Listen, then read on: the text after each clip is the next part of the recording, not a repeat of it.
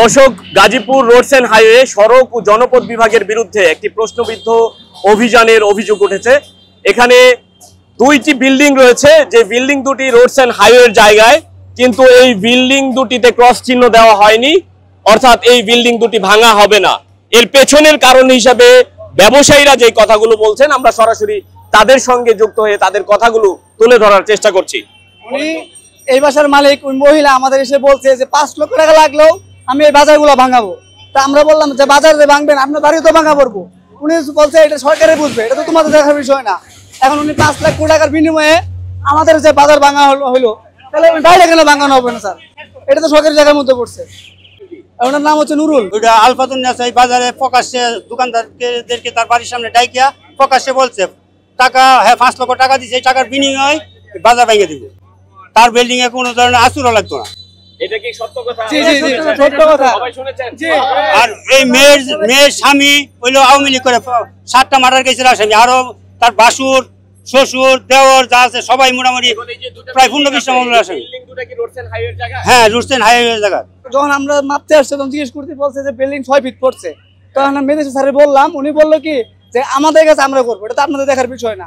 তো স্যার আমাদের দোকান যখন ভাঙা পড়ছে তো 6 ফিট তো ভাঙা পড়বো স্যার, 6 ফিট ভাঙলে সব বিল্ডিং ভাঙা পড়বো স্যার। বিল্ডিং কেন ভাঙা পড়তেছে না এটা তো আমরা বুঝতেছি না। এবং রোডস এন্ড হাইওয়ে কর্তৃপক্ষকে জানিয়েছেন বিল্ডিং ভাঙার ব্যাপারে?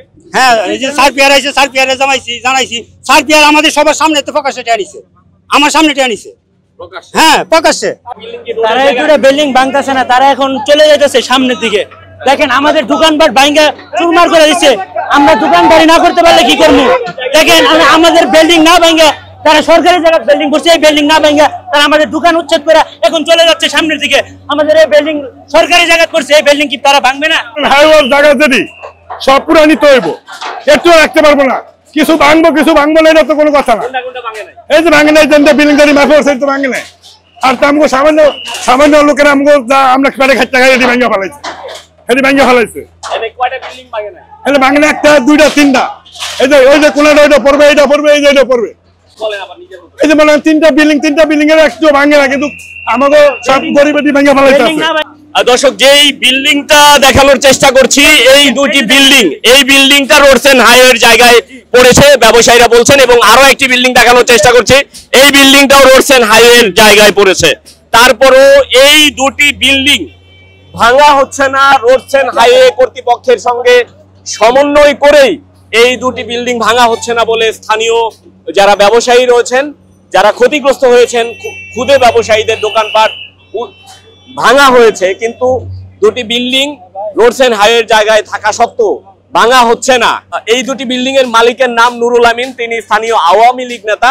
তারপরেও এই যে রোডস এন্ড হাইওয়ের জায়গায় তার দুটি বিল্ডিং রয়েছে, এই দুটি বিল্ডিং ভাঙা হচ্ছে না বলে এখানে স্থানীয় ব্যবসায়ীদের অভিযোগ।